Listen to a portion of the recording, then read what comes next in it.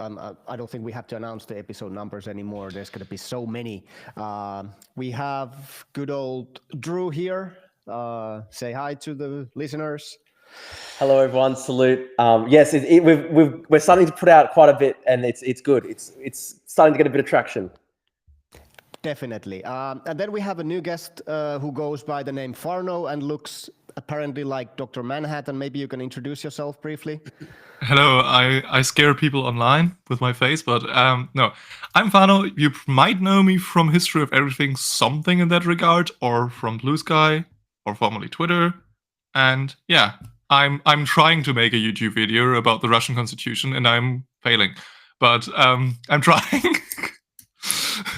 Oh, you do History of Everything YouTube channel. Okay, cool. No. I'm not the one doing the channel.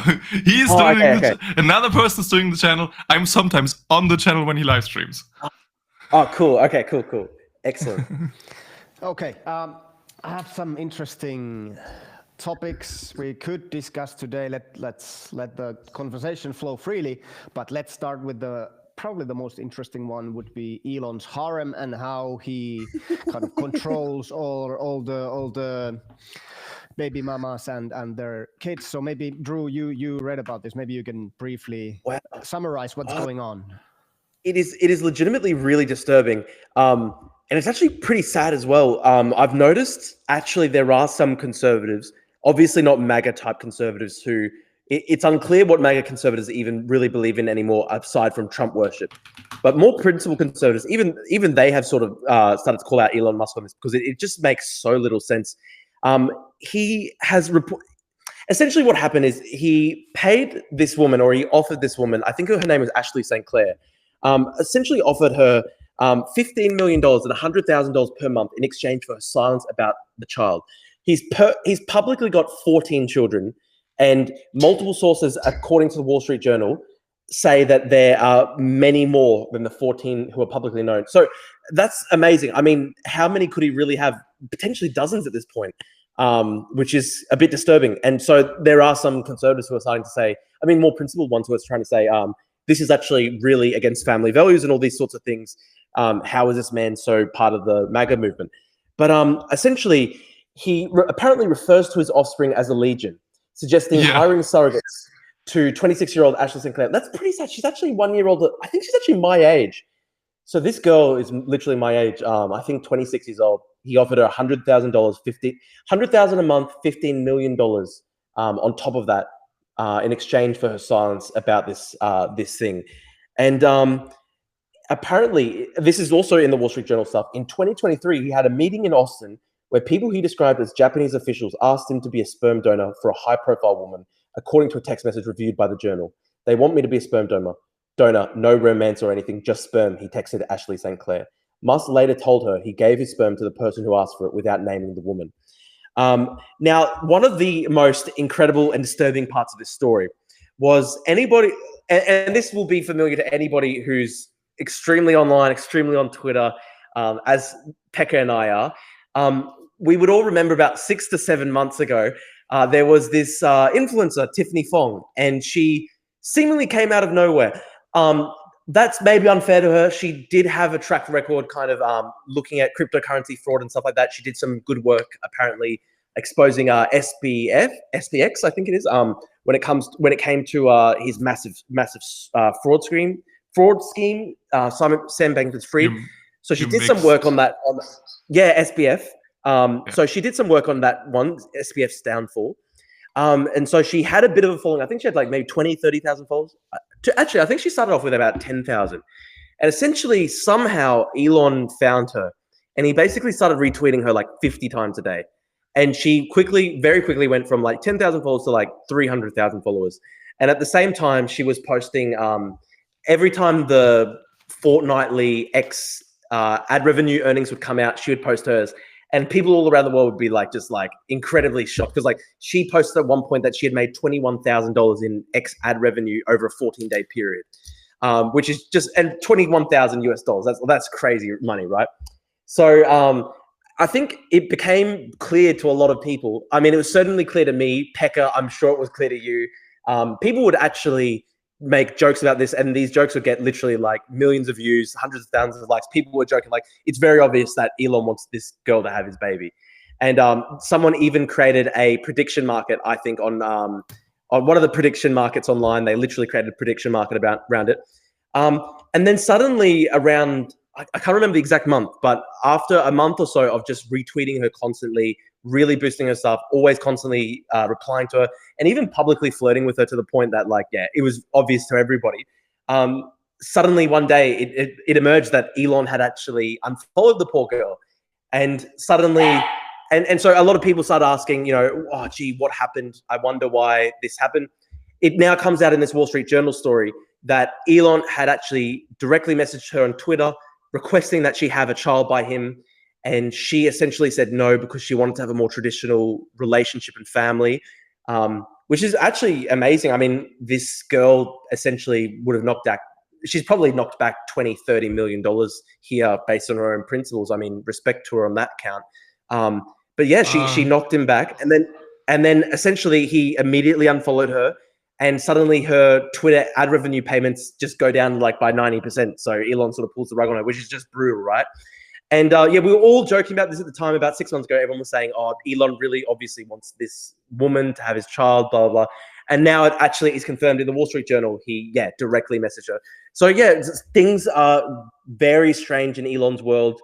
There are a number of more principal conservatives who are asking, what exactly does this kind of weird neo-Ottoman Empire, Sultanite, harem sort of approach to relationships and family, where does that fit into the sort of family values of a sort of more Christian conservative society?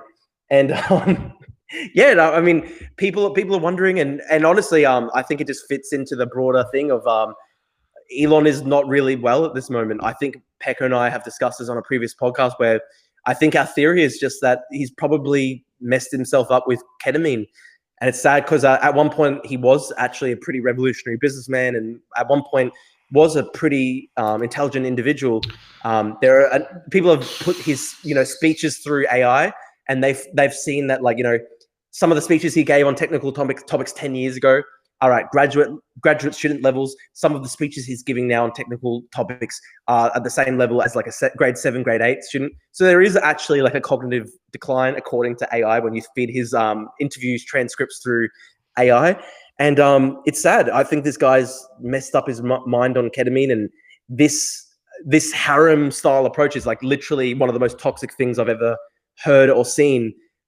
This Ashley St. Clair girl is now trying to sue him.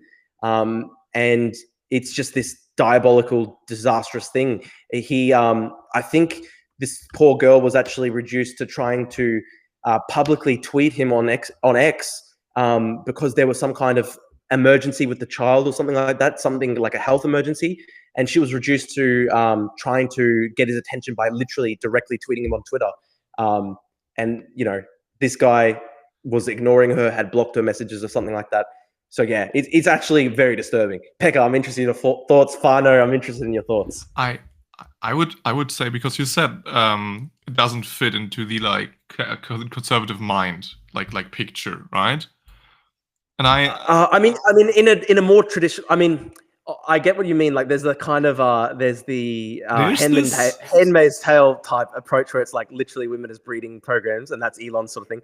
I think in a more conservative Christian sense, though, like that is a bit. I don't know. It's yeah. If you go like one woman, one man type conservative deal, sure, but like you have those like ultra Christian weird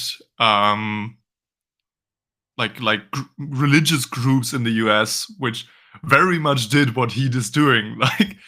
So this is not like a first, it's just a first like on this public scale. What the quote I love so much is, to reach legion level before the apocalypse, we will need to use surrogates. Which is like, come on, it's like the weird part about this is that this man is so arrogant and full of himself that he thinks his DNA will save us from apocalypse. Which is the weirdest thing ever. So because strange. He's like... Well, you know what? Like, I actually think, look, this is a sad thing. I'm actually increasingly coming around to the idea that American civilization is potentially like cut off from European civilization in a pretty strong civilizational sense. Because like, look, if you were to go to like an average sort of Christian conservative in Germany, I think they would sort of advocate a nuclear family. They would have a probably pretty restrained, socially conservative type view of the family and all these sorts of things. Whereas like you have these sort of like right-wing titans in America who like are literally advocating harems. And so it's like, it's this weird thing where like America, I don't know, Pekka, do you think like America is actually like, honestly, maybe I should have seen it earlier, but after Trump, like I'm starting to see it almost as like a distinct civilization here. I don't know. Okay, so I think I have two things to address here. First of all, Elon Musk, fuck the guy. Yeah, fair point. No, I think this is none of this surprises me really. I think it was evident already back then with Ashley and Tiffany that what Elon is doing, he is kind of driving traffic to these baby mama accounts. Yeah. So that they can get like exposure, they can get engagement, they can get money. And I mean, of course, these amounts, like obscene amounts of money that these people are offered for just carrying an IVF baby, which all of them are. So it's basically, I think it's just so it's weird. I think that's the word, weird. It's absurd and weird. I mean, we all know at this point, I think the biggest problem that Elon did was that he came out from the shadows. Like when he was just operating these companies, everybody really admired him. Like SpaceX, Tesla, like he's a fucking genius. And then he became this public figure calling divers who save children pedophiles and whatever. And then suddenly it's like, okay, the you know the story Emperor's New Clothes, where everybody just sees as the emperor doesn't really have any clothes. So I think this is the situation right now.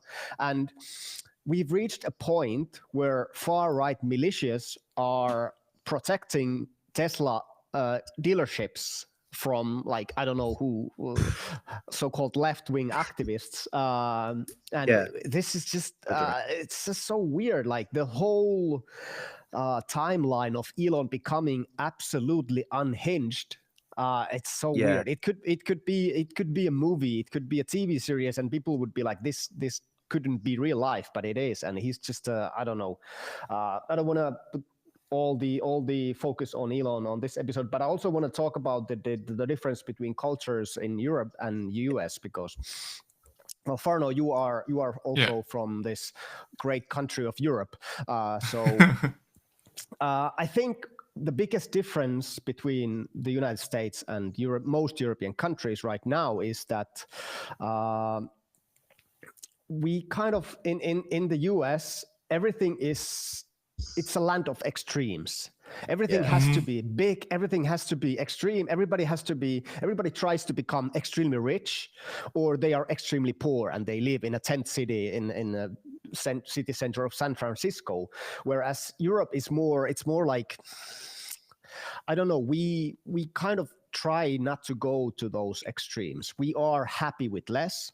This is generalization, but this is the way I see it. We kind of enjoy life more rather than focus on some goals that are far in the future. We don't need massive houses or mansions or whatever, so-called Mac mansions. And of course, there are rich people who have everything they need, but most people are living good life with generally less. So we focus on the good things in life, good food, family, and so on. This is the way I see Europe. Of course, it's a generalization. Whereas in the US, they are always focusing on getting something more, something bigger, something larger. And it creates this land of extremes where people are either extremely poor, when you have illness and you cannot treat your illness because you don't have insurance, you don't have a job, then you become one of the citizens of the tent city. Or you become extremely rich and you can afford everything you want. And I think this is very evident from the current Trump administration. Most of these people are extremely rich. Most of them are millionaires. And none of them are happy. I think you have a very I think you have a very Nordic perspective, Pekka. I think. Okay, yeah, let's Because- have a little. Let's go. because- let's because, move further like, south. Because yeah, Germany, the country way down south. No, but like when we look at Scandinavia, we always see, you know, the top 4 to 5 countries in the world in healthcare, in social like the difference between the richest and the poorest person, and so on. Like you almost have no homeless people. I can tell you, Germany is in a lot of ways a lot closer to the US than I like to admit. Of course, a lot of things are less bad, and I think a lot of that comes down to our political system. I think I was screaming that at the screen at the first episode where I couldn't make it when I was watching it, and where it was like, no, not democracies are failing. Presidential systems are failing left and right because it's polarizing the political system into 2 camps that then get really extreme. But I mean, we too have the culture war here. Like you're muted, Drew. Sorry, I don't want to interrupt. I just wanted to ask you though. I mean, sorry, a bit sidetracked, but I know that there's obviously you know, a big problem, particularly with presidential systems. That said, though, like there's still AfD in Germany and stuff like that as well. Yeah, like but the AfD is so much weaker than MAGA is.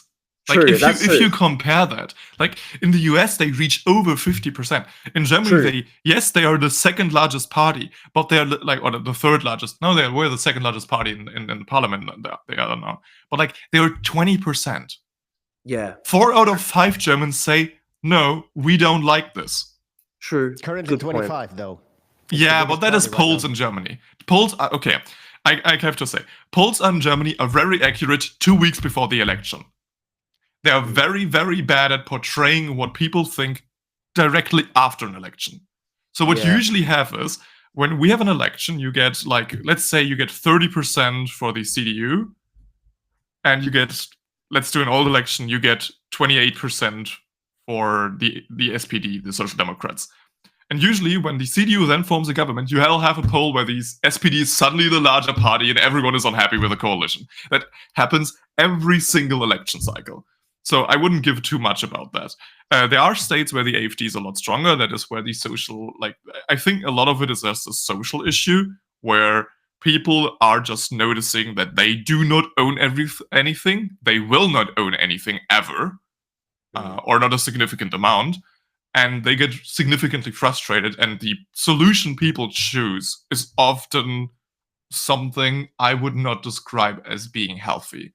And if you ever read up about German history, this is actually a German concept. It's called Kulturkampf, which is now culture war, which Bismarck invented, which is really, really wild to see when you see that, like, a lot, like, in Germany, it used to be the Poles back in the day in the German Empire, and then it became the Jews, and today it's the foreigners everywhere, the refugees. And yeah, I don't know. It's a difficult situation. So Farnok, just for the listeners who are not really familiar with the German political landscape, maybe you can explain SPD, CDU, AfD even to those who don't know what they are and what they stand for. German politics now, like, so we used to be in a kind of 2, 3, 4 party system. So the 2 big parties in Germany, or usually used to be 2 big parties, were the conservatives, CDU, the Christian conservatives, and the SPD, the Social Democrats. I would say the CDU is honestly the whole American political spectrum, or most of it, at the historically speaking, because like most of the Democrats would still be part of the quote-unquote conservative party here. The Christian conservatives' great thing back in the day used to be the continuation existence of Germany, while the Social Democrats were very much about peace and have a better society and so on. That is social democracy. Then we had the FDP, which are no longer in parliament, which are the social and market liberals, now just market liberals. Market liberalism is also in the Conservative Party, like with the Republicans. Then you have the Greens, which are weird to understand for an Australian, as I learned.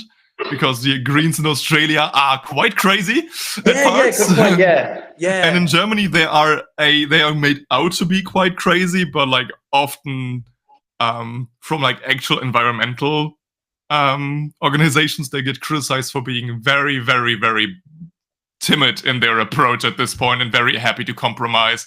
You know, you can have your oil imports if we can also build some windmills around it to make it look good, and that kind of thing. And then we have Die Linke, which is a split off of the SPD, partially, and the former Socialist Party of the GDR, so the ruling party, which is something that kind of to this day makes some very, very anti-communist people quite angry. And they are socialist Democrats, I would say. They have a lot of problematic approaches, in my opinion, or used to, especially when it comes to foreign policy, because they're very much Russia's our friend and we shouldn't have an army, and peace, love, and happiness. And when we build a patriot system in our backyard, they will attack us because they would like to test it. Because sure, then I know the party came later, but there's the BSW, which is the most Russia party out there, because we don't know where their funding comes from, but they have millions. Right. And there's a lot of investigations. And their leader is very openly pro Bündnis Sarah Wagenknecht. Sarah Wagenknecht is very, very openly. She used to be communist, but all of their things read like. So you read their thing on their website, and it's just like, for a more equal and better society, therefore we should import Russian gas. And then it's like, they split on the left. Yeah, they split by Linke. Yeah, and then you have like, we should have less refugees. Therefore, we need to talk to Putin, so he keeps sending less refugees. And all of this is just like, oh, this is the idea you probably like, and the result is we should work with Putin. It's always like you scroll down 3 paragraphs, and then you're like always arrive at that conclusion. Yeah. Then you know what's funny, Fano? Yeah. I was going to say the Australian Greens are probably more similar to a cross between Die Linke and this split group. Like they're more similar probably to them than the Greens in Germany. And they actually they were actually in the headlines recently because they were attacking the Greens party in Germany, saying that they were too pro-Israel and all this stuff. Like our Greens party is fully against all weapons exports. They want to make defense spending 1% of GDP plus end the US alliance. So it's like full blown. Our Greens want to take on debt to pay for weapons in Ukraine. Yeah. There's a very different level on support. No, let's just quickly go to the AfD, because I don't know if people know. Probably people have heard of them. It is legal to call them neo-Nazis. That is, and Germany has very strict laws that you cannot call someone a Nazi without them being, at least, if your opinion is somewhat valid that they hold a Nazi ideology, you're allowed to call them that. They came out of a party that used to be neoliberals, and they want out of the euro, or they used to. I think they still do. It was like Greek austerity, right? It was. I have no idea. Everyone thought they were crazy when they emerged. I still think they're crazy.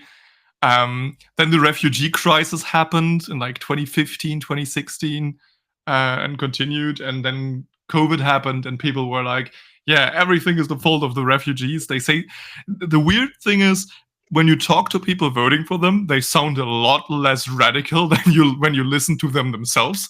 Like the person on the stage will say, yeah, we should have a Holocaust again because it's good or something. Like they say that shit on Twitter. Like there are quotes of AfD politicians that say like, oh, a Holocaust would be profitable again, or something like that. And you just sit there, oh God, bro. And then you have like a person that votes for the AfD on Twitter going like, no, they only want to deport the refugees and foreigners that don't work. Everyone that's working can stay here.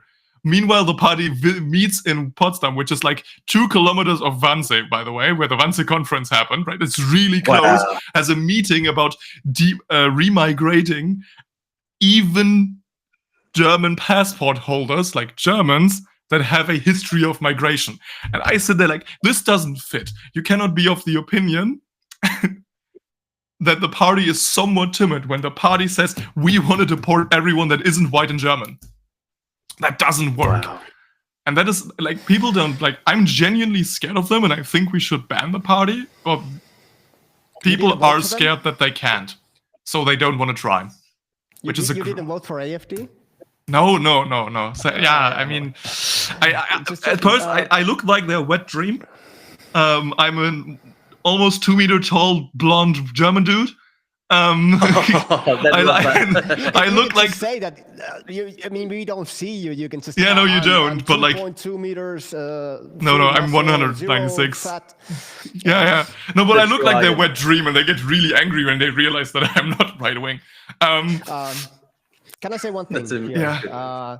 So AFD has it's a clear connection to Russia. They Oh, yeah, made trips to Russia, and they had this aide who brought in cash from Russia, so they can fund a lawsuit against the sending military aid, Leopard tanks to Ukraine. So they delayed the sending of these tanks to Ukraine by starting this lawsuit. AFD started the lawsuit.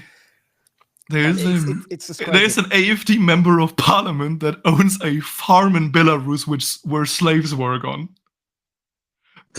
And people like, I don't like the thing. Okay, so in Germany there's a huge debate. So there's a study from our interior secret service coming out, hopefully soon, but our former interior minister kind of botched that.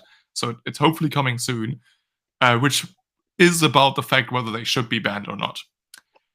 But we can make a quick bridge to the previous topic, because Elon Musk supported AFD, right? They of course even held a discussion, online discussion on X with Alice. But can you explain the logic of this? So she is a lesbian woman living in Switzerland. Married to a migrant. She is married to a Sri Lankan woman in fucking Switzerland and wants to be Chancellor of Germany. Like, honestly, that whole person, if it wasn't so serious, would be comical. Like, that's so strange. She went onto a stage and said loudly, "No one is gonna take away my schnitzel." Like, how am I supposed to take that person seriously? That is a person that actively, like, it's a lesbian woman that says she's not queer. And she's got a Sri Lankan migrant wife. Are they married? Yeah, they're married. Yes, they have children. That would be like a parody, Germany, right? Does she have she has a house in Germany, or no, she lives in Switzerland. She lives in Switzerland. How could you? They got into trouble because she took money for the party from a dude named Müller, and he's a Swiss person. He's a very, very famous ultra white Swiss person. And me and my girlfriend are always playing the game. Can you buy a frozen pizza in Germany without supporting former Nazi or current Nazis? And it's actually quite hard, because somehow all companies were either like heavily profiting off the original Nazis or want new Nazis, and it's quite hard. It's not easy. See, this is the strange thing, right? How is it possible to run in German politics while not living in Germany? I know there's obviously German speaking parts of Switzerland, but how do you actually do that? She's a German citizen. So you can run from outside the country. Yeah, of course you can. Okay, but when you look at, again, we go back to Elon Musk. He's a South African oligarch who has American and Canadian passport, right? Yeah. Also, he has his main business are electric vehicles, which the AFD is actively opposed to. Even Trump was against them for a long time. Yeah. I think when you look at policy, he still kind of is like, fossil fuels are good and so on. Yeah. But it's he probably, I mean, Tesla is Tesla done? What do you think? It could be. I think it really could be. I mean, the problem with Elon Musk is, and that's something I disagree with Drew about, I don't think Musk was ever a genius. I think Musk was a slightly above average intelligent person that is really good into making himself look better than he is, therefore getting a lot of money because he's bold, and therefore it's a very much the fake it till you make it approach. And I think now that he's mentally declining, it kind of comes out of what big of a fraud he is, because I like, he's very lucky Trump won that election, because at some point he will get investigated for just straight up lying about the books.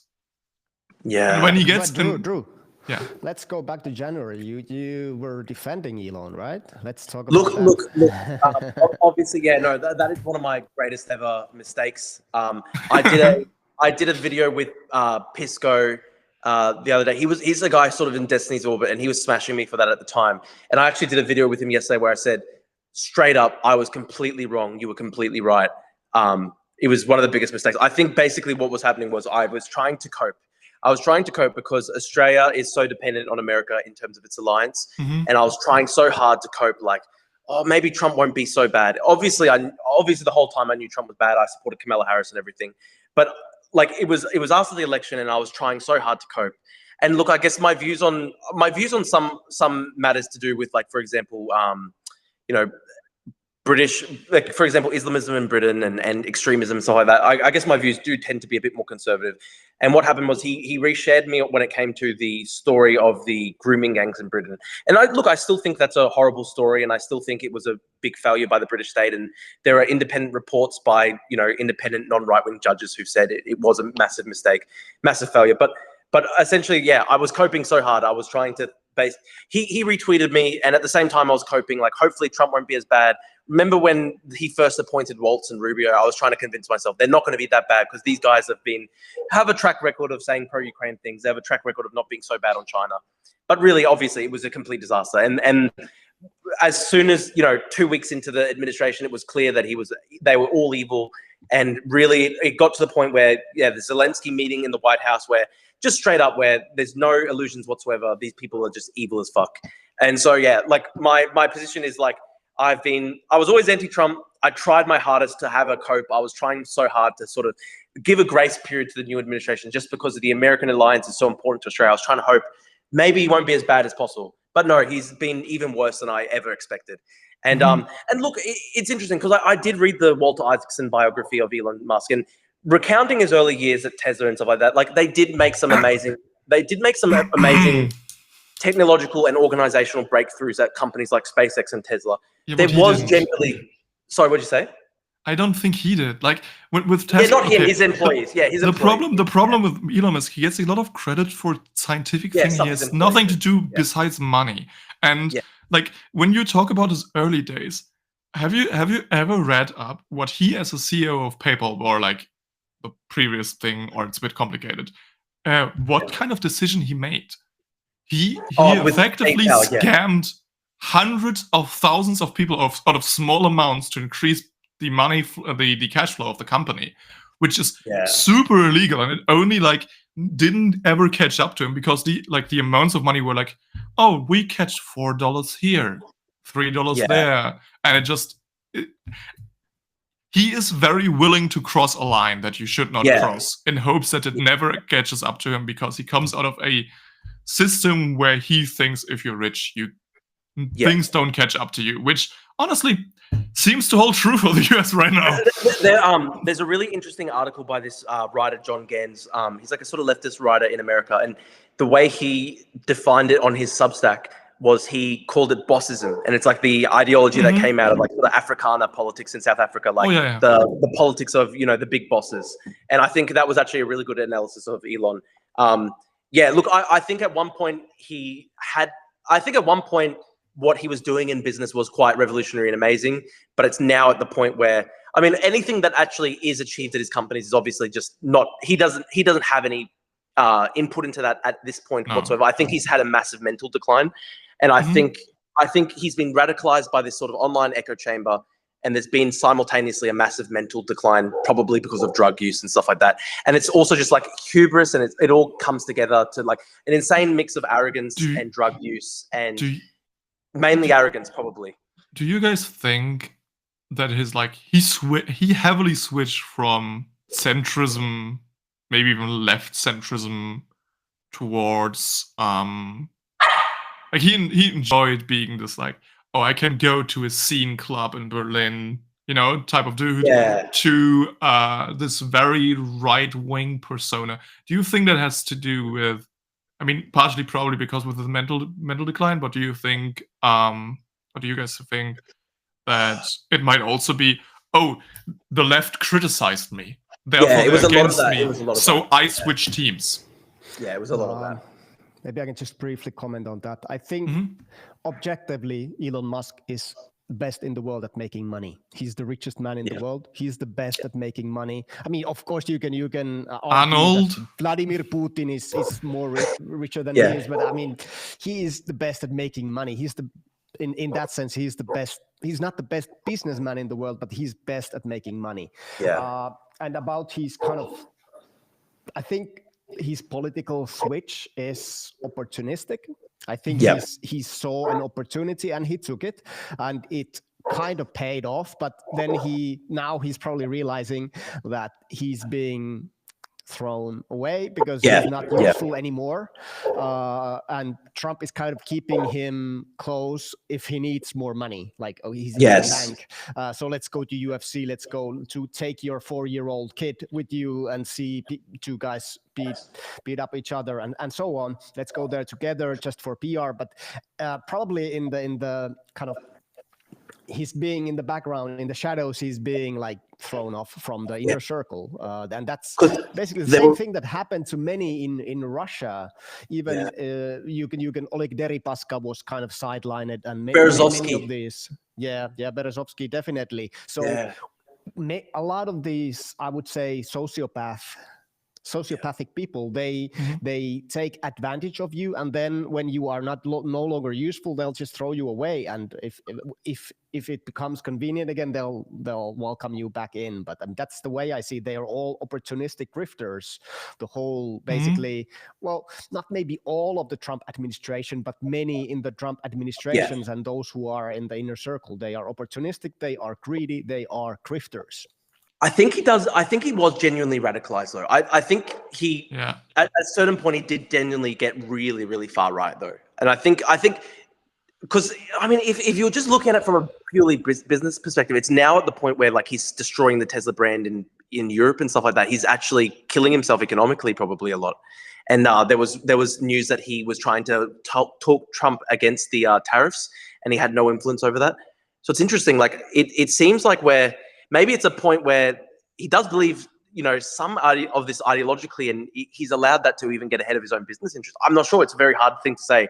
But all I can say personally, though, is I will never live this down for the rest of my life, the 1 month period where I was just a fucking idiot and coping so hard about Trump being not as bad as possible. That's the best. I've been an idiot for 43 years, so you are forgiven. I don't have that much experience with it, mostly due to age. No, but like I think. I mean, do you think he believes in this? I mean, I think there was some level of radicalization though, because he really hard into it. I think he's doing what a lot of people that fall into like the ultra right-wing pro-Russia trap happens. And it's only so strange because it happens to someone so public and so rich. But it's the the left doesn't like me for, I don't know, being kind of weird towards women. So that must be that the side that now wants me kind of like must have a point. And then then because your life kind of falls apart, you buy into it more and more. And then especially because the current right-wing trope kind of there's this globalist conspiracy. So everything bad that happens is actually not my fault and not my doing, but it's actually the globalists that took away my girlfriend of 40 years that I cheated on twice. Right? So I think that's kind of what happens. And I think, yes, you're right, he buys into it. But I think the left did like him though. That's the thing. Sorry, I don't want to cut you off, but the left liked him a lot. That's the thing. Like the Democrats and the centrist left that was somewhat market liberal. What I will say, like European leftists, I'm a moderate leftist myself.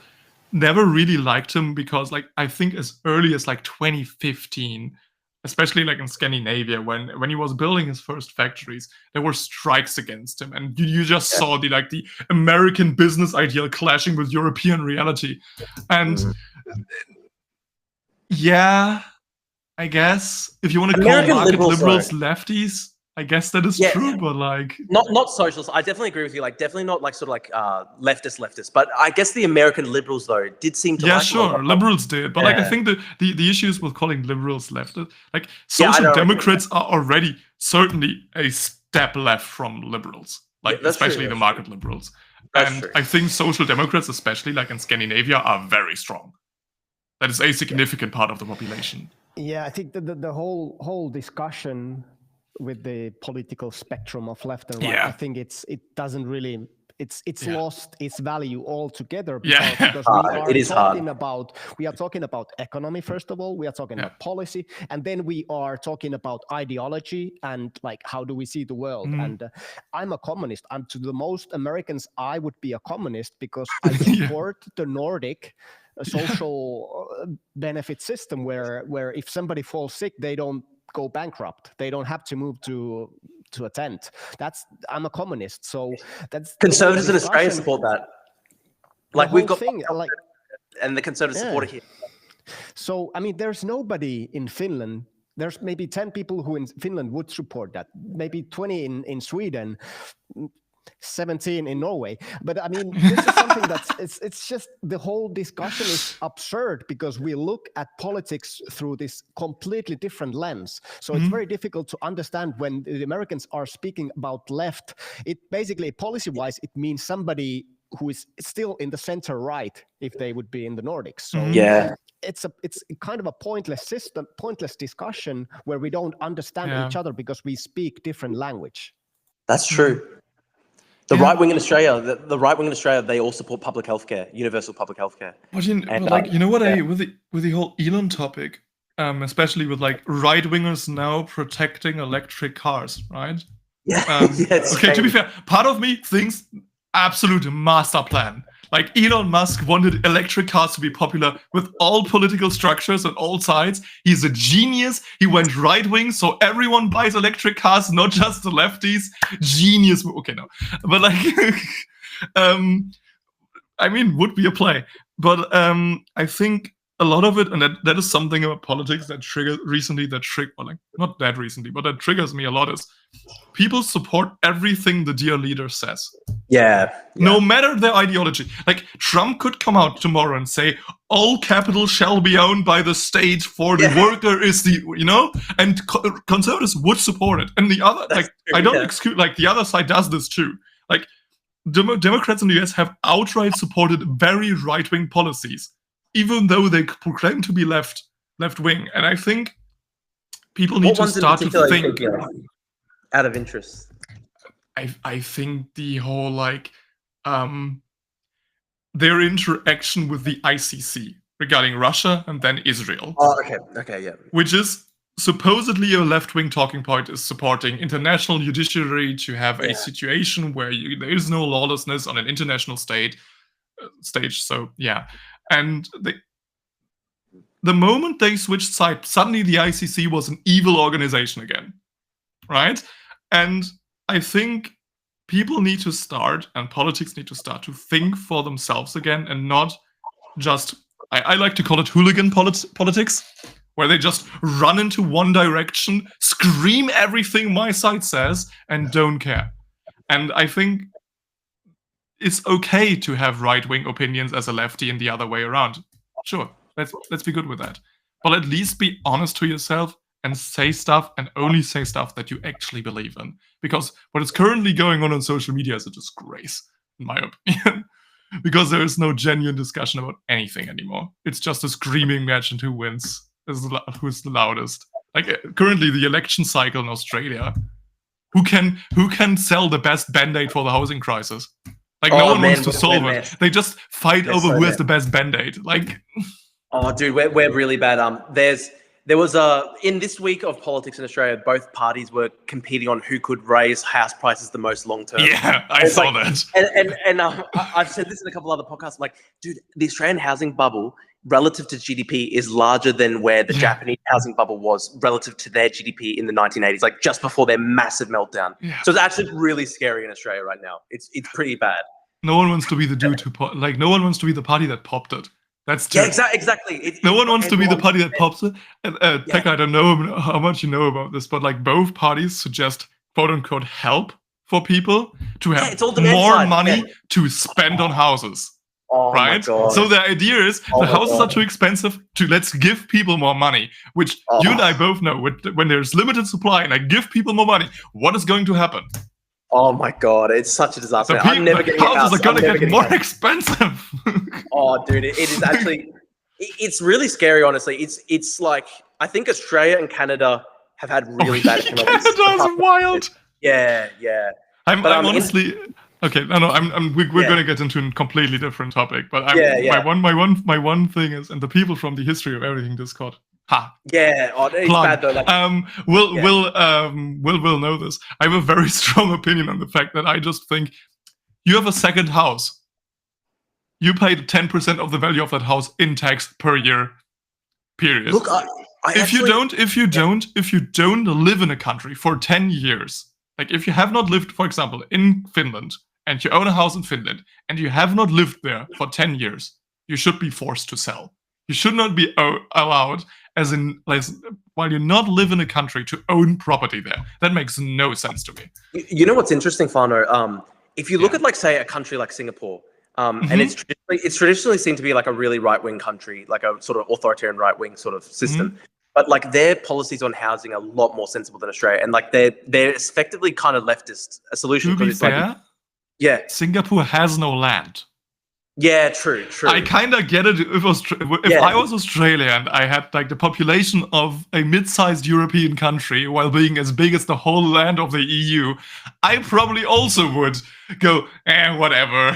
we do have the problem. I guess the problem is we don't actually have that much arable sort of fertile land. Fair. Like That's fair. A lot of it is desert. But it's just scary though. It's really scary. Like the fact that both parties are trying to like literally increase the bubble. Like I just can't see how it ends like in anything other than tears. No, you need to understand, in a two-party system where an economic decline is inevitable, or like an economic crash is inevitable, you just try to hand off the hot ball to each other and hope it doesn't burn you. Like that's what I like. This is what I find so funny. Like our former coalition broke, and now we have a new one. And I just see how the refugee crisis is obviously because Ukraine is now, like, no one is fleeing, like, not a lot of people are now fleeing from Ukraine to Germany anymore. So the leader of the Conservatives said he wants to limit asylum applications to under 300,000 a year. Guess who had 250K last year? Because, of course, this wasn't going to stay on the level that is not usual. So he can just promise, like, the person, quote unquote, solving this is just who happens to win the next election. And that is like, that's an issue. That's an issue. I mean, I love Finland's political scandals way more. I remember when the biggest political scandal was that your prime minister was dancing. That was a great scandal. I love that. That was great. That was like, oh God, our prime minister is somewhat attractive and can dance. Oh no, big scandal. What? Sorry, oh my God. He's going to shoot him. He's gonna ask about Sanna Marin, I bet.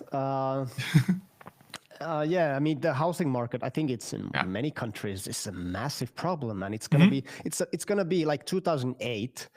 Some are saying that it was like child's play compared to what's happening right now.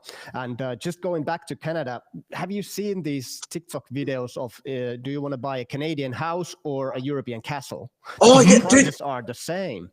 Dude, it's the same in Australia. So you can literally get like a normal house in Australia in a good suburb of Sydney for the same price as a literal French chateau. Like, it's crazy. It's really crazy. Hey, you want to know what was the best investment you could have ever made in the 90s? The best investment on this planet? You could buy a 50 square meter apartment in Berlin for 10,000 marks in the 90s. And that thing will now be worth probably multiple millions. Because Berlin in the 90s was the cheapest largest city in the world. And now it's one of the most expensive places in Europe. It's the most expensive place in Germany to live in. I used to live in Berlin the early 2000s, Yeah. and just That going was to cheap. going to Neukölln. Oh God, that you time, poor soul. It was just a literal ghetto. It was a ghetto. No, it's and not a now little ghetto. It's a big ghetto.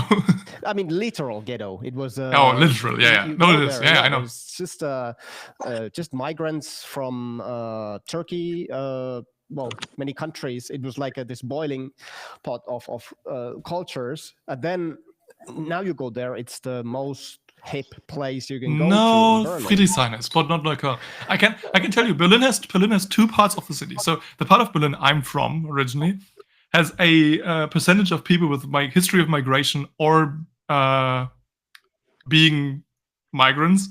I think of 8%, which is even below the German average. And then you have Mitte, which is the central city, where we have 50%. And then we have Neukölln, which also has 50%. But those 50% migrants or people with history of migration are not the same group. In Mitte, you have Australians, French people, a lot of Americans. You have those you have the people that earn an American salary and want to live in a hip place with cool clubs and then are able to spend 3K a month on rent, which no Berliner can realistically afford. And then And then you have the Ukrainians, the Russians, the Saudi Arabians, the Syrians, and so Turks that live in Neukölln with no money, with no opportunity to get a job. The drug trade is rampant, and a lot of violence happens. And so, and how Berliners look at Neukölln is how people see Berlin outside, which is like, I remember I went there for the first time in my life when I was 20. I'm from the city and I never went there for 20 years of my life because obviously my parents weren't going to take me. And I met a friend there, and I was sitting in the S-Bahn, in the train. I was like, yeah, this is probably over-exaggerated. You know what? I mean, cannot be that bad, right?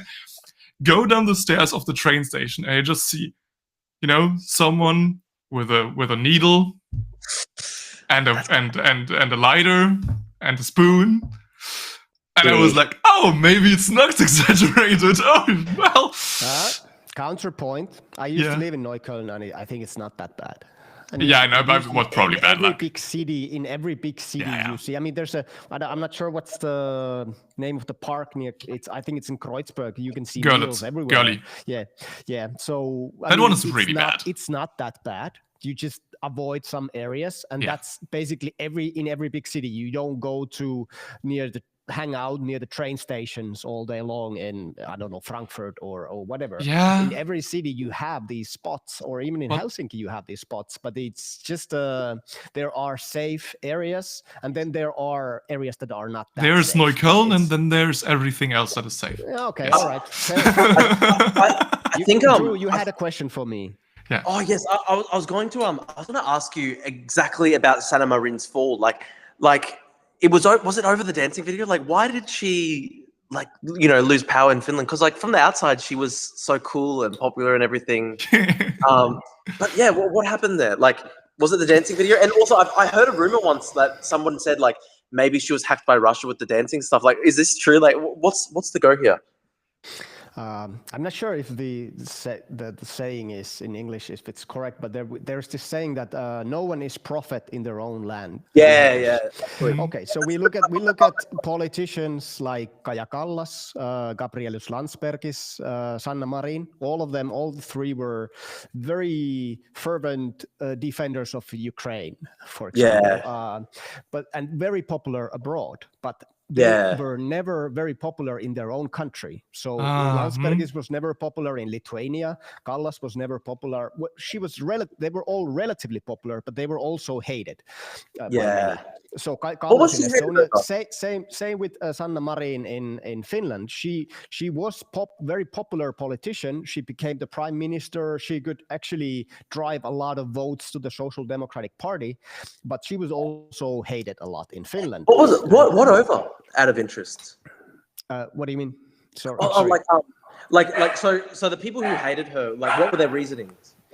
But it's just this kind of thinking of left and right. You know, she's a communist or she's a whatever green communist or this like very black and white thinking of politics in general. But what happened with Sanna Marin, I think in Finland, she didn't. The whole scandal about the dancing, it was big, but it was also blown out of proportions. This is not the reason why she left the party. She just reached the ceiling in Finland because she knew that she could do so much more abroad. She was much more popular outside of Finland. So like she just ran out of options. What would have been her options? Continue as a prime minister or as a minister, or go to the opposition where she would have been even less heard, run for a presidency, too young probably. So why not go abroad, get some experience in policy or just, I don't know, activism. I don't know whatever she's doing. I think she's doing something for the rebuilding of Ukraine after the war. And she's like this jet set lady who's now going around the world, New York, blah, blah, blah, all the big cities. Yeah, it's good life. Yeah. So, and this is exactly what the current president of Finland, Alexander Stubb, did. So he was the prime minister previously. He was not very popular. He went to Switzerland. He was lecturing there at the university, and then he came back, and now he's the president. So this is something. It's a PR strategy. You go abroad for a while, and then if you want, you can become the president, or you can go back to politics, you can become the prime minister. There was nothing for Sanna Marin to do in Finland anymore. She had reached the ceiling. That's interesting. I love the quote, Pekka, like no one's prophet in his own land. And that was Jesus who said that. It's like, it's funny to but like, who's that? Look, Jesus? Yeah, no, I'm pretty sure. He is the founder of the Communist Party. What? All right, yeah. It's literally, I think it's literally a quote from the Bible when I think what happened was like Jesus was rejected in his hometown or whatever. But look, it's funny because look, I not to put myself in the same category as Jesus or Sanna Marin, but I'm pretty much hated by all Australian political parties, so I understand. Yes, it's a tough one. Great way. Sorry. Like if you look at me, the core team, you, me, and Joe, you are the controversial figure. It's true. You are being extremely aggressive on social media. You are challenging people. But is it something that you do on purpose, or is it just you? Oh, good question.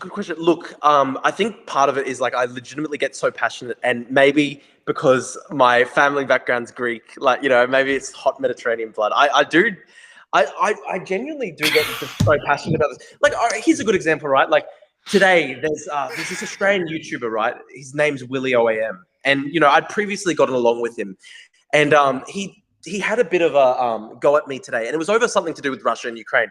So essentially what happened was there was a big news story in Australian politics yesterday where Russia was reportedly seeking a base in Indonesia to like basically base their bombers. And all sides in Australian politics were condemning this. And I made a tweet that was like probably like, it was pretty harsh, but I basically said like, this should be stopped by all means necessary. We cannot allow a Russian base near Indonesia.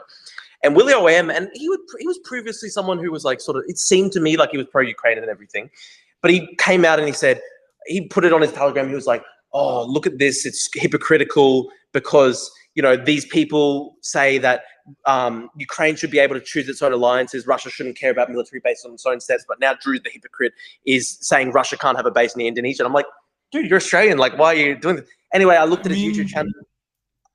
You can push Indonesia with all things possible. I will condemn Australia if you invade Indonesia over. Yeah, we're not doing it. Not gonna lie. Gonna condemn you if you invade Indonesia over it. We're not doing that. Like I was just basically using like, you know, high sounding rhetoric. Like we're not going to invade Indonesia. We're kind of allies with Indonesia or whatever. It was just a harsh statement or whatever. Anyway, this guy, I then went to his YouTube and I saw that like even Sumi over the Palm Sunday massacre, he was saying, he had a video titled, you know, what you don't see about the Palm Sunday massacre. And it was essentially what he was trying to say was there were Ukrainian military objectives nearby and stuff like that. And I looked at this guy and look, he'd been previously nice to me. He'd had a go at me And then now I look at his YouTube and he's like, you know, it seems to me like he's pushing Russian propaganda. And so I immediately put out some tweets and I just like harshly smashed him. I just said like, you know, where did this pro-Russia stuff come from? Was it audience capture? Like I went pretty harsh against him. And then he messaged me and he said like, listen, let's have a proper sit down discussion on my channel. I'm not actually pro-Russia. Like, and then I was like, okay, fair. I'll delete my tweets or whatever. And look, like somebody would see that and be like, Drew's fucking harsh. Drew is controversial. He goes right in for, you know, a sucker punch. But look, I'm just genuinely really passionate about this. And this is what I tried to say to Willie after, because I mean, he was saying to me like, you shouldn't have gone so hard against me. You're being unfair. And I was like, listen, and look, to be fair to the bloke, he's got brain cancer. And he did message me. He said like, listen, I shouldn't have attacked you either. It was my chemotherapy. And like, I'm trying to be fair. Like, okay, fair enough. I hadn't realized. Anyway, like, you know, this is a guy though, where like, I was in Ukraine last month. I saw with my own eyes, like the massacre at Dobropilia. I filmed the aftermath of that, where they hit a Khrushchevka apartment block and, you know, dozens of incinerated apartments. I saw that with my own eyes. And so like and, you know, I saw the cluster munition, you know, indentations in all the walls and I saw this with my own eyes, right? Like they always lie on social media. This is all bullshit. I saw with my own eyes, like literally the chunks of the walls that were gouged out by, you know, cluster munition fragments. And then now I see this guy, like, you know, the Sumy Palm Sunday massacre, and he's going, oh, well, there's Ukrainian military objections nearby. Like, I just got mad. I just got mad and passionate and angry, and I just had to go at him. And look, maybe it is my problem. I'm a bit too loose on social media. I get really aggressive, I suppose. And look, some people, Pekka, people might ask, you know, to what extent is it kind of like maybe, you know, Drew plays a persona on social media but look, I was in that case, you know, this is a good example because it happened literally today. Like this guy, like I'd previously been nice to him. We'd previously had a talk or whatever.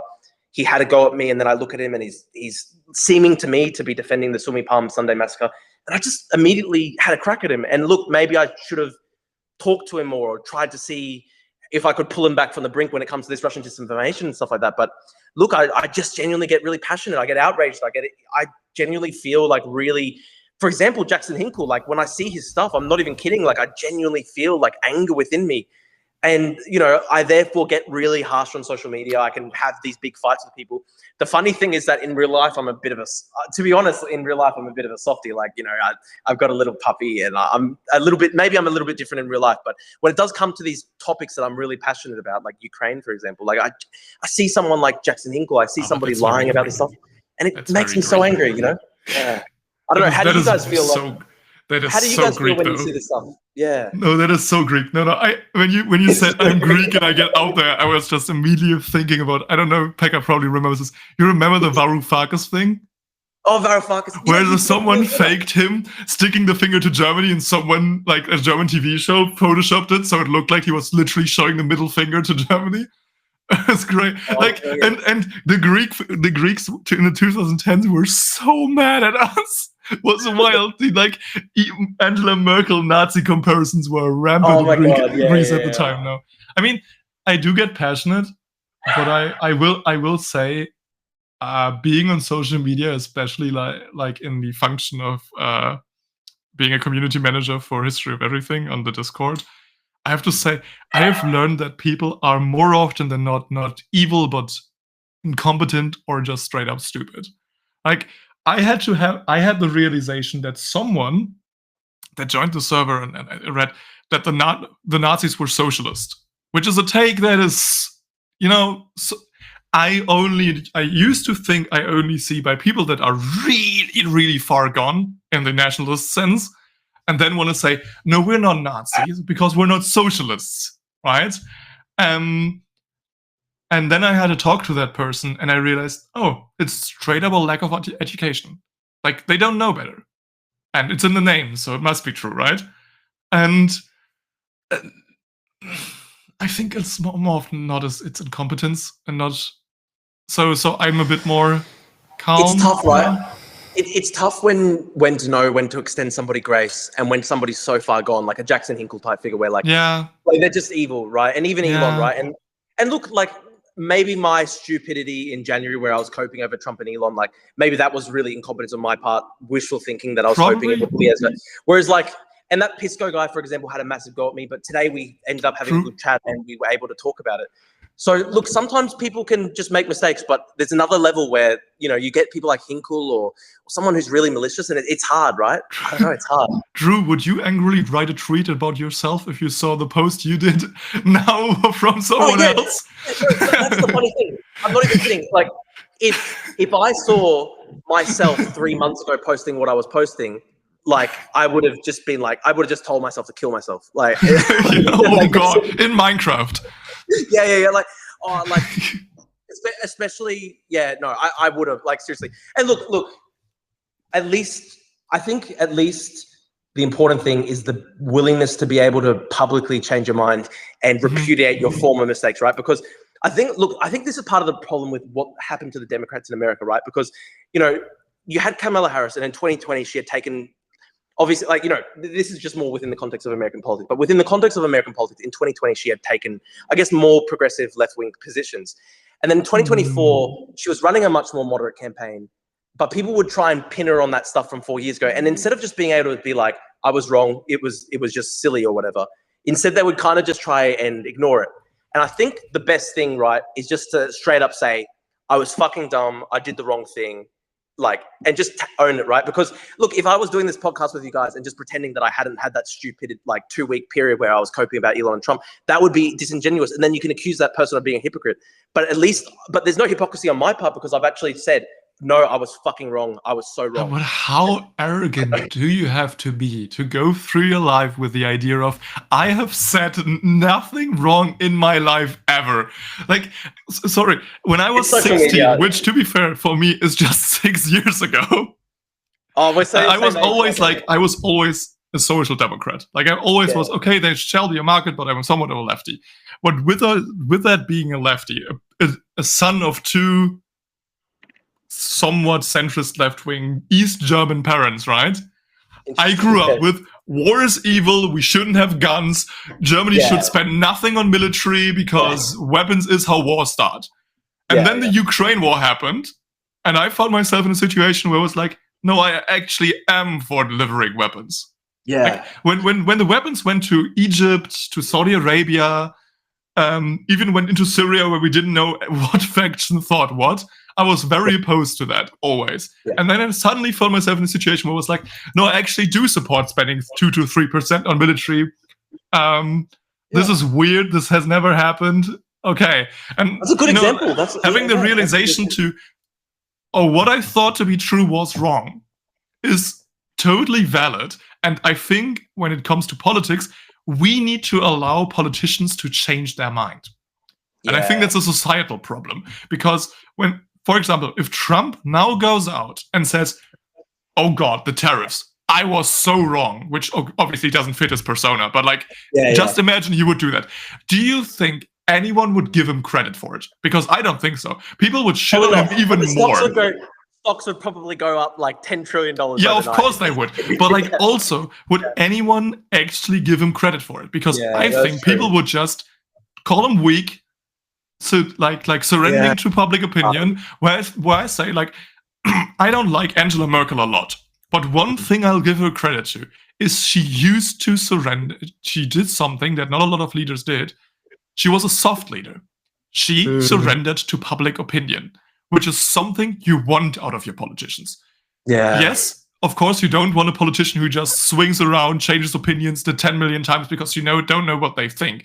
But for example, as a conservative politician's going, okay, maybe marriage for all is okay because the public thinks so. And I think you can give credit. You shouldn't give them credit like they did the thing, but you should give them credit for surrendering to public opinion. That's so interesting, Fana, because, you know, a lot of people have, in Australian politics, used that case, right, of where, like, Angela Merkel, who's like literally a conservative politician, she voted against it, but she allowed a free party vote on it. In Australian politics, the Conservatives were just riven on that for so long. And it actually, like, almost took down like 2 different Conservative governments in the early 2010s. And eventually they had to do this big national postal vote for it. And reality was, like, if they had just done a free party vote, it would have passed, and they wouldn't have needed this effect. It was like they ran a referendum on it. It wasn't like constitutional or whatever. But it was like it was a voluntary postal survey or whatever. But it was a good example where, like, Angela Merkel, like, she had a different opinion, but I guess she did Like, yeah, no, that's what I'm saying. Like, also allow, like, that's an actual genuine important thing to me. We should allow politicians to be humans. Let them be wrong.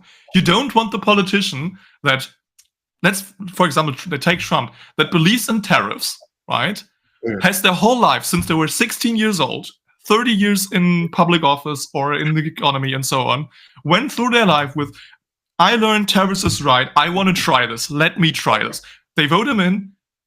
Tariffs go bad. And he goes, you know what? I was wrong. Sorry. Yeah.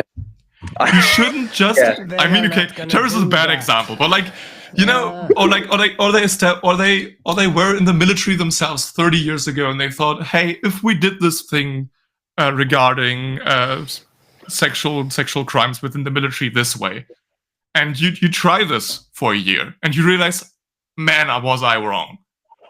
To then go, okay, from this we go somewhere else. I was wrong. I'm sorry. Every time a politician seems to do that, they just get bullied out of office, which I think is like. I'm interested. Has Merkel expressly admitted she was wrong about like Nord Stream in Russia, though? Oh, she's dancing around that question. Like, she has been asked, and she's like, the problem is with a lot of those, like, it's really weird in Germany because for a lot of conservative opinions, the SPD is to blame. So the Social Democrats are to blame for example, like a lot of social inequality in Germany stems from the fact that in 2005, we decreased the tax rate for rich people from 53 to 42%. It's an 11% reduction in taxation. And the year after, we increased the equivalent to VAT in the UK, so the sales tax, from 16 to 19%. So effectively, we offloaded taxes for the rich into a system where the poor pay more taxes. And brutal, social inequality since then got worse and worse and worse. But the 11% reduction in tax for the rich was the Social Democrats with the Greens. So, yeah, today it's the Conservatives upholding this. But who's actually to blame is the Social Democrats. It's Gerhard Schröder. So, and like, you can blame Nord Stream 2 on the Conservatives, and I would. And they are partially to blame, but giving them blame alone ignores the fact of the matter that the Social Democrats were there for all of it. And they face the wrath of the German people. When you look at you have to understand, in 1998, the Social Democrats were above 40% in the polls. They got, I think, 18 in the last election. Yeah, like they collapsed massively. Wow. And I think that's a mistake a lot of parties make when the Democrats try to appeal to moderate conservatives and therefore alienate their own base. Yeah. And yeah. Sorry, Pekka, yeah. All right, yeah, it's time to wrap up. I want to ask you one question, Pekka. Thoughts? Yes, please do. Sorry, I know we're going to wrap up soon, but I want to ask Pekka, is there anything like for you where you feel like your views shifted a lot in response to massive real world events, like for example, like how Fano felt when it came to, you know, military spending, or even like me as I kind of my cope about Trump and Elon potentially not being was actually just completely destroyed. Was there anything like that you feel like over the past, I'm interested, like, over the past 10 years or something like that, where like real world events changed your... Having kids? Okay, I'm gonna go back 11 years. 2014, Maidan happened. Yeah. I was very much in the 4chan information bubble. Yeah. I was very much in that information space. And to me, what happened in Ukraine back then seemed like a civil war. And that's what I called it even then. So because there wasn't the information, the real information didn't come to me. I was actually on 4chan. There was also a lot of Ukrainians writing about what's happening, and it became this kind of meme thing where people were posting photos of, you know, these protesters wearing, I don't know, buckets in their heads and like makeshift weapons and so on. So for me, it was a meme, and I never got the real information. And even back then, I think I was caught in this. I think it was back then. It was called the red pill community. Yeah. I hate this kind of mindset, which was I'm gonna defend it a little bit because it was also about growth. It was about personal growth, but there was also a lot of misogynism, a lot of hate for women, a lot of blame shifting, and so on. But it was It's like that with about JPP. growth. You know, Jordan Peterson, where like the good side of Jordan Peterson was about self-growth, and you could understand how it would relate to a lot of young men like that. But then I get you as well. Like there's also like it was part of the broader. Yeah. And I still think that his book, the Antidote for whatever, is pretty good book. Self-help, Yeah, we shouldn't look at these things as black and white. And of course, it's something that we should be able to admit if we have been wrong. And that's where I was wrong a long time ago, and I'm probably wrong today in many things when we look in now we're in retrospect. So we are looking through a lens that will probably shift later on, but. Yeah, I mean, we are humans. We are sometimes or very often wrong. And this is something, as Forno said, we don't allow in politics because it makes people look weak if you admit to your mistakes. And this could actually be an end to a political career. You shouldn't. You do it after you retire. You write your biography. Okay, I was wrong here. But even then, you cannot say that like it changed the whole world or whatever. So it's a problem. But I think human nature is such that we cannot change it. Politicians cannot change it because people are what they are. We used to allow it. And when we you think, Fano? Yeah. No, in Germany we did. In Germany we obviously did. I mean, okay. Like like the thing is, you had the Austrian we had to forgive people. Like we were a whole nation where everyone with any money was in the Nazi party. Yeah. And then they obviously were wrong. Yeah. No, but like I think but we need to wrap up. That's a longer discussion. This was really interesting. This was interesting. I would love to go on. But let's wrap up here. Final thoughts. Let's do it. Drew first. I just wanted to say, like, that was actually a really interesting discussion. I liked it at the end where we all could kind of see where, in response to big events in history, we've been able to change our minds and stuff. That's a good thing. I think it's actually a good thing. Like we just being able to own it and just, being a bit humble about it, which is, humility is not necessarily a word that would often be described in association with me, but look, it's something we need to have. It's something we need to have. Like, the world changes, right? Like, dude, 6 months ago, I was the biggest sort of supporter of AUKUS, the submarine deal with America. I was the biggest #1 pro-America defender in Australia. And like, now I'm a Gaullist. And it's not that I just like woke up one night. It's not that I like, it's not that I like woke up one day and I was like, just schizo and was just like, oh, I've changed my ideology 180. It's more like the world's changed 180. And what do you do in response to the world changing 180 degrees? And that's kind of America's policy, like literally went from being pro-Ukraine. Obviously, we all had problems with Biden being too slow in supporting Ukraine and stuff, but it literally is now at the point where Trump won't even condemn like the Palm Sunday massacre and stuff like that in Sumy. It's literally like a 180 degree shift. And like, in response to just these massive shifts in the world and world history, you have to try and change your mind because, ideology and your worldview, it can't just be static in times. We're living through such a massive time of change. Honestly, like the last week with like Liberation Day and stuff, like I think it'll go down almost as maybe consequential as like the fall of the Berlin Wall. Maybe like it could end up being like. What do you reckon, Father?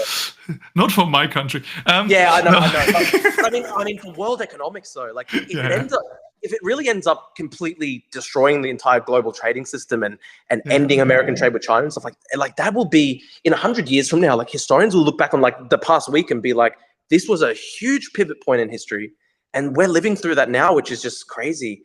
And of course, like our worldview, our orientation to these political events, it has to shift and we have to be flexible. You guys go on. Thank you. Furno.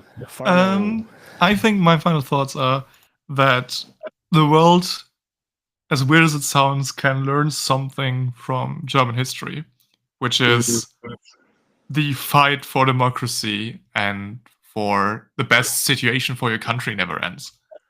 And I think that you need to be really humble about what yourself did wrong, what your country did wrong, what your group that you belong to did wrong, and what you thought was right, what that was wrong. And you need to be very humble about thinking what you know is the ultimate truth.